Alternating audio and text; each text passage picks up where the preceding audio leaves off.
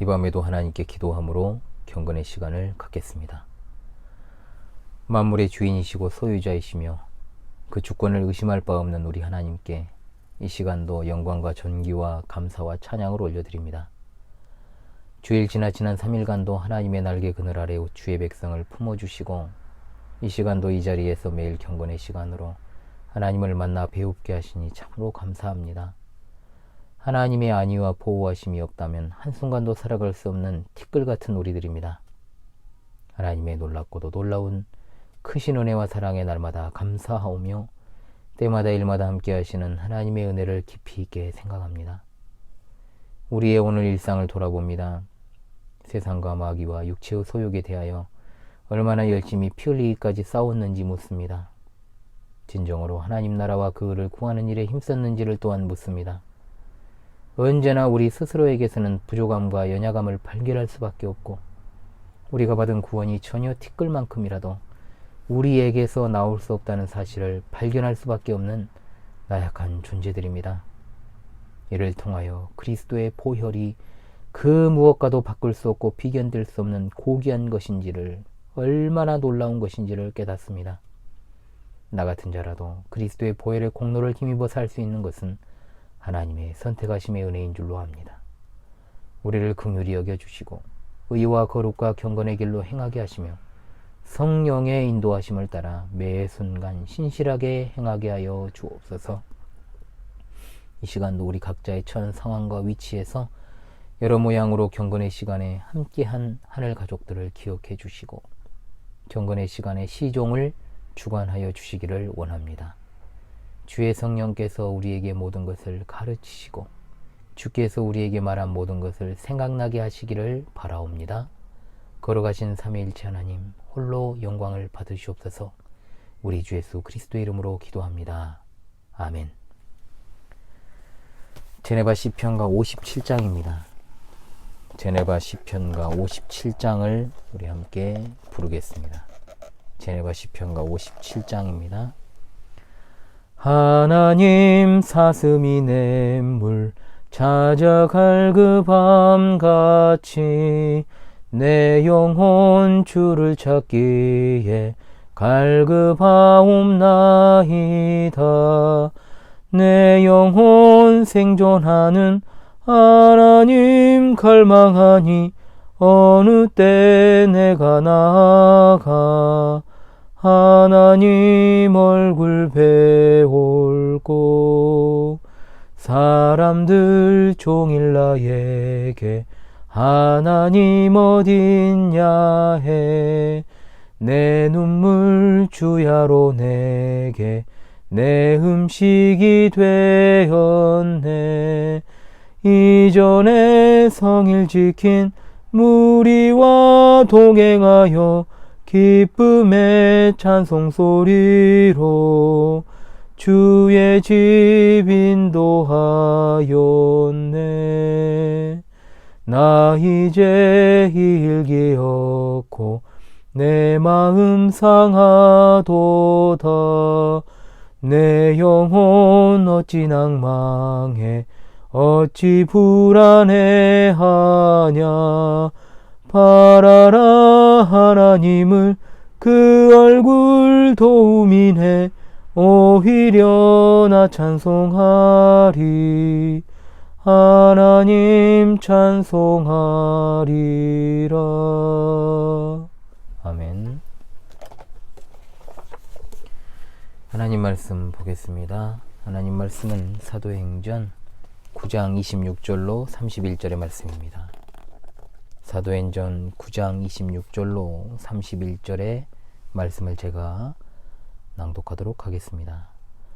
사울이 예루살렘에 가서 제자들을 사귀고자 하나 다 두려워하여 그가 제자됨을 믿지 아니하니 바나바가 데리고 사도들에게 가서 그가 길에서 어떻게 주를 보았는지와 주께서 그에게 말씀하신 일과 다메섹에서 그가 어떻게 예수의 이름으로 담대히 말하였는지를 전하니라.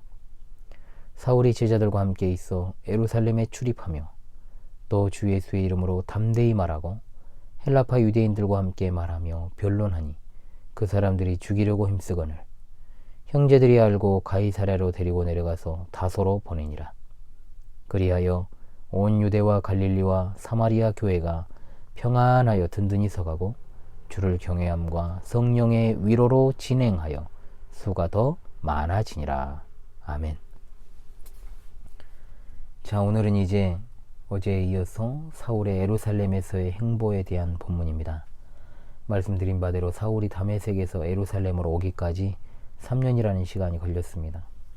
사울은 예수님의 직계 제자도 아니었고 또한 처음부터 사도들과 함께한 자도 아니었으며 오히려 기독교인들을 박해하던 자였기 때문에 그야말로 그 자체로 낙동강 오리알과 같은 신세였습니다. 사울이 예루살렘에 내려갔을 때 제자들을 사귀고자 하지만 다 두려워합니다. 얼마나 사울이 회심하기 전 공포의 대상이었던지 3년이란 시간이 지났음에도 제자들은 사울을 의심의 눈초리로 바라보았던 것입니다. 오히려 제자들의 마음 가운데는 이 사람이 더 큰 해악을 끼치기 위해 소위 위장전향을 한 것으로 생각하며 두려웠던 것입니다. 그러나 하나님께서는 이러한 공경에 처해 있는 사울에게 동역자를 붙여주십니다. 바나바입니다. 바나바는 아나니아와 삽비라 사건 때 등장했던 레위 지파 사람 요셉입니다. 바나바의 뜻이 무엇입니까? 위로의 아들이라고 했습니다. 참으로 그의 이름에 걸맞게 공경에 처해 있는 사울의 대변인이 되어서 그에게 용기를 주었습니다. 이 당시 사울은 예루살렘에 15일 정도를 머물러 있었습니다. 그때 그는 예루살렘 교회 지도자인 베드로와 야고보를 만났는데 이 두 사도들에게 사울의 회심과 다메섹에서 주의 이름을 담대히 증거했던 일을 말해 준 것입니다. 바나바의 후원 사역으로 사울은 그간의 오해를 풀고 사도들로 하여금 그의 참다운 회심을 납득할 수 있게 하였습니다. 주께 사랑하는 시청자들이시여, 우리도 그렇지만 우리의 신앙이 성장하고 교회에서 함께 살아가기 위해서는 누군가의 도움이 절실합니다. 그럴 때 여러분은 마땅히 연약한 성도들에게 실제적 도움과 격려를 해주는 바나바와 같은 사역을 할 수 있기를 바랍니다. 28절에 사울이 제자들과 함께 있어 예루살렘에 출입하였다고 했습니다. 출입이라는 말에 주목하십시오. 이것은 친근함의 표시입니다. 서로 왔다 갔다 왕래하는 것을 이렇게 표현한 것이기 때문에 사울이 바나바의 추천을 받은 후에 이제 그 무리에 함께하게 되었음을 나타내는 표현으로서 출입이란 말이 사용되었습니다. 사실 여기서 배울 점이 많은데 일부 현대 교회 가운데는 성도들이 교회 안에서 텃세를 부리는 어처구니 없는 모습들이 종종 있어 왔습니다. 이런 틈바구니에 어떻게 여린 양들이 와서 함께 할 수 있겠습니까? 마지막 때로 갈수록 지교의 단위는 지금까지와는 달리 작아질 수밖에 없습니다. 축소화되는 것이죠. 그렇게 되었을 때 더더욱 외부에서 오는 택하신 양들을 하늘가족으로 받아들일 때 약간의 소외감과 문제가 서로 간에 생길 여지가 충분합니다. 기존의 양이 소외받는 일도 없어야 되고 또한 새로운 양이 더 우대받거나 소외되는 것이 아닌 함께 협력하여 똑같은 마음과 자세와 위치에 임해야 자연스럽게 양무리 안에서 은혜로 서로 간에 성장하고 발전하게 되는 것입니다. 그러면서 사울이 더욱 힘을 얻어 주 예수의 이름으로 담대히 말했다고 했습니다. 여러분 생각해 보십시오. 자기가 속해 있는 교회에서도 인정도 받지 못하고 또 함께하지 못하는 양이 어디에 가서 다른 잃어버린 양들에게 예수님의 이름을 담대히 전하겠습니까?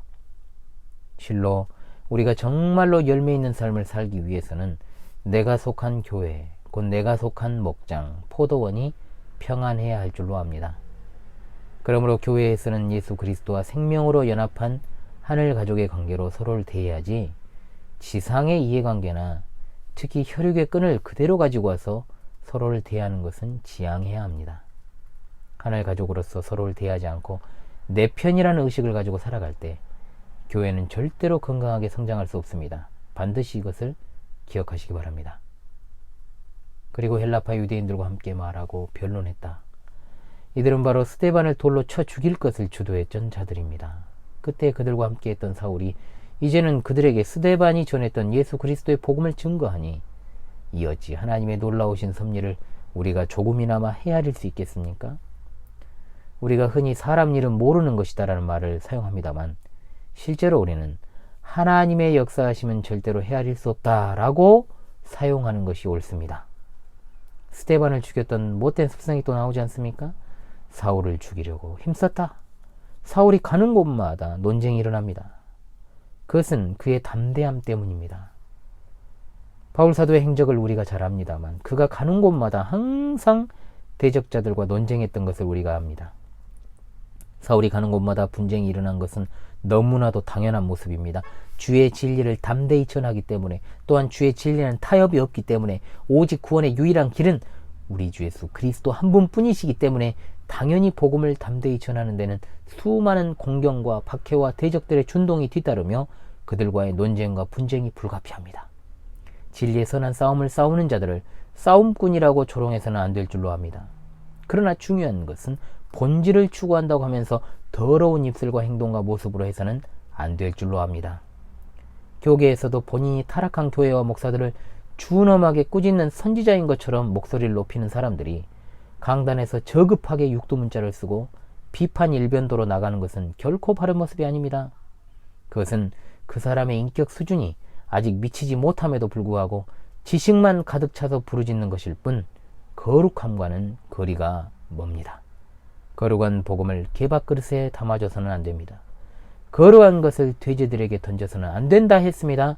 주의 복음을 증거하는 자들이 성령의 열매 가운데 인내함과 온유함과 절제함이 반드시 필요한 줄로 압니다. 동료 신자들이 그를 가이사랴로 도주하게 했고 사울의 고향인 다소로 가게 했습니다. 유대인들과의 갈등은 일단은 잠잠하게 하기 위해 그렇게 한 것입니다. 갈라디아서 1장 21절로 24절에서 가이사랴와 다소에서 진행되었던 바울의 사역에 대해 이제 기록이 된 것으로 보고 있습니다.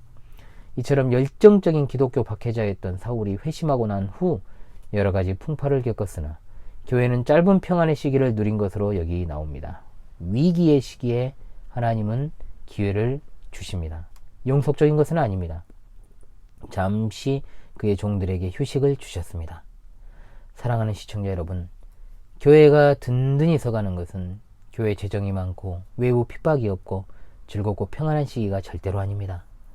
교회는 오히려 그러한 때에 더욱더 타락했고 세상으로부터 지탄을 받았습니다. 지금 한국 교회를 보십시오. 어떤 상황입니까?